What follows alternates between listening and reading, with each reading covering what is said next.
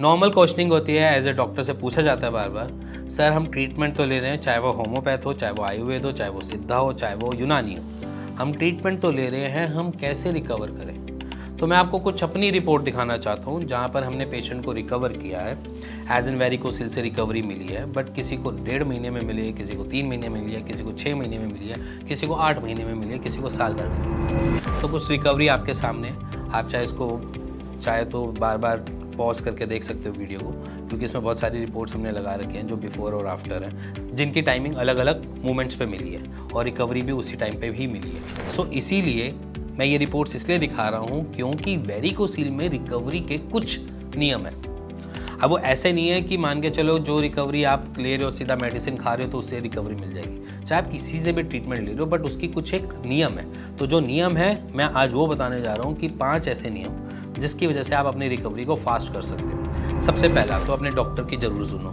अगर डॉक्टर कह रहा है कि ऐसा नहीं करना, वैसा नहीं करना, ऐसे नहीं खाना, वैसे नहीं खाना, तो आप ज़रूर सुनो, क्योंकि अगर आप डॉक्टर की नहीं सुनोगे तो वो उस मूवमेंट पे आपको कुछ मदद नहीं कर सकता। जैसे कि हम पेशेंट को बोलते हैं मूली खाना बंद है, आपके लिए पत्ता गोभी खाना बंद है, अभी आपके लिए ये चीज़ें खानी बंद है, गोभी खानी कम है। तो ये सारी चीज़ें हम मना करवाते हैं, वो इसलिए करवाते हैं क्योंकि गैस्ट्रिक ट्रबल्स ना हो, इशूज़ ऐसे ज़्यादा ना बने जिसकी वजह से कॉन्स्टिपेशन थोड़ी ज़्यादा बने या फिर पेल्विक एरिया पे प्रेशर आए। हम इन सारी चीज़ों से बचना चाहते हैं, इसलिए ये सारी चीज़ें बंद करवाते हैं। तो डाइटरी जो भी आपको यहाँ से या कहीं से भी डाइट चार्ट चाह रहा है, प्लीज़ उसको फॉलो करो, उसमें आप कुछ भी ऐड ऑन ना करो।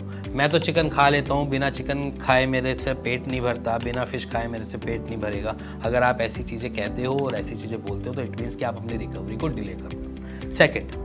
सेकंड में बेसिकली हम क्या कहते हैं, आपकी योगा एक्सरसाइजेज इतनी इंडल्ज होनी चाहिए अपनी डे टू डे की रूटीन में जिससे आप अपनी रिकवरी को फास्ट कर सको। तो सबसे पहली चीज़ है, हम योगा करवाते क्यों है, पहले उस चीज़ को समझो कि हम आपकी योगा इसलिए करवाते हैं कि आपके रिफ्लक्सेस की जो दिक्कत है, बार बार जो वहाँ पर ब्लड का फ्लो या पूलिंग हो रही है, उसको रोक दिया जाए।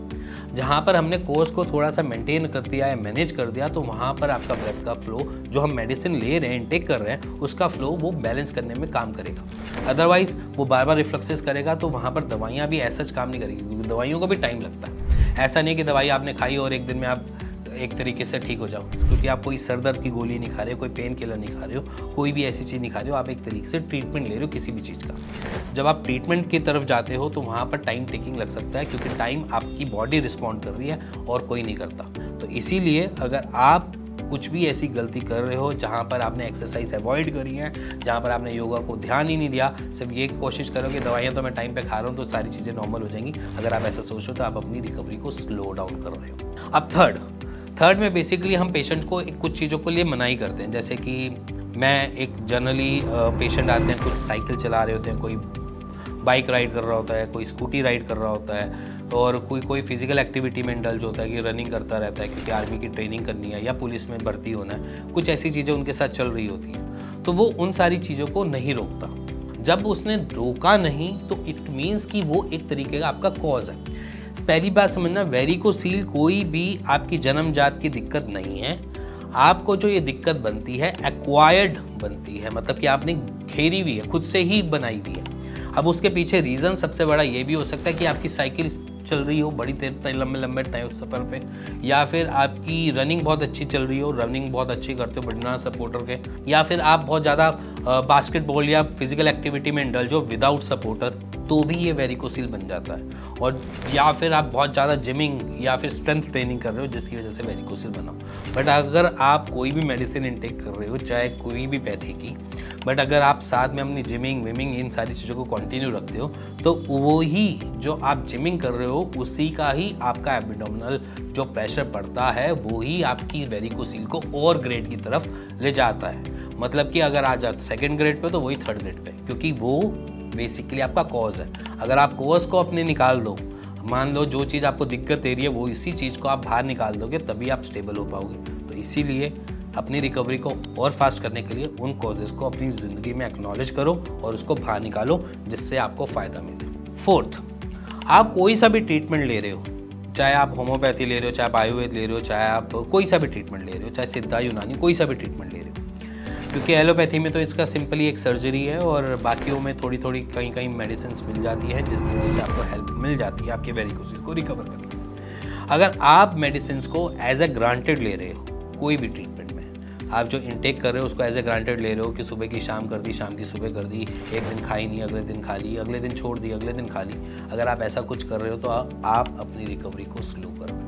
तो इसीलिए कोई भी ट्रीटमेंट ले रहे हो उसको पूरा ढंग से फॉलो करो, जैसे आपको गाइड किया जाए प्लीज़ उसको फॉलो करो, अदरवाइज़ आप अपने ट्रीटमेंट या अपनी रिकवरी को और स्लो करो।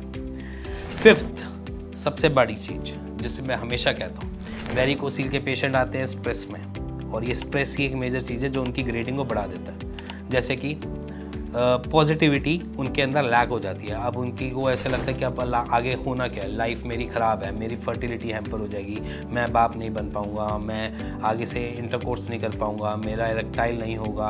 अगर आप ऐसी चीज़ें सोचते रहते हो तो एक ये भी मेजर रीज़न बन जाता है वेरिकोसील को और बड़ा होने में, क्योंकि आप उसको सप्रेस नहीं कर रहे हो, आप उसको उजागर कर रहे हो और वो और तेज़ी से उजागर हो रहा है, बढ़ रहा है, क्योंकि आपका स्ट्रेस आपकी बॉडी को एक तरीके से क्या कर रहा है, मदद दे रहा है कि वो और ज़्यादा बढ़े।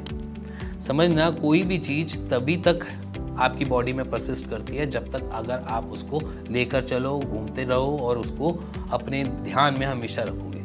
अगर जिस दिन आपने उसके बारे में सोचना और उसको ठीक होने की तरफ देखना, सोचना चालू कर दिया, तभी आपकी रिकवरी स्टार्ट हो जाती है। तो ये एक सबसे लास्ट पॉइंट है कि stay positive with your treatment. आपको हमेशा अपने ट्रीटमेंट को सपोर्ट और अपने ब्रेन से पूरा का पूरा विश्वास करके लेना होगा, जिसकी वजह से आपकी रिकवरी एक्सट्रीमली फास्ट हो और जिसकी वजह से आप भी ऐसे पेशेंट की तरह अपनी रिकवरी को 12 महीने तक नहीं, सिर्फ 3 महीने या 2 महीने तक कराकर सॉर्टेड करो। इसी के साथ मिलेंगे नेक्स्ट वीडियो के लिए, क्योंकि आगे मैं आपको और बहुत सारी चीज़ें बताऊंगा जो वेरिकोसील से रिकवर करने में मददगार मिलेंगी। इसी के साथ मिलेंगे नेक्स्ट वीडियो के लिए, तब तक good bye and stay tuned this channel.